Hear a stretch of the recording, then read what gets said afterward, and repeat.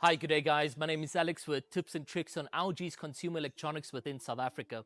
In this video, guys, we're going to be looking at solving the problem that you might experience when connecting Bluetooth from your TV to your soundbar, and that is delay between the video and audio. So without wasting further more time, let's get straight into today's video. So with the LG ThinQ app available on iOS and the Google Play Store, is that you can add additional features to your soundbar like AV syncing. So click on the LG soundbar that you have paired to the LG ThinQ app, go over to sound settings, then sound output, and you actually have an AV sync over there. So if there is a visual sync difference between the lip and the audio that is coming out from your TV and soundbar, is you can then adjust it through the LG ThinQ app, and that will help solve the problem that you are experiencing with regards to delay. Guys, thank you so much for watching this entire video on how you could solve the issue with sync delay happening with Bluetooth connectivity from your TV to your soundbar.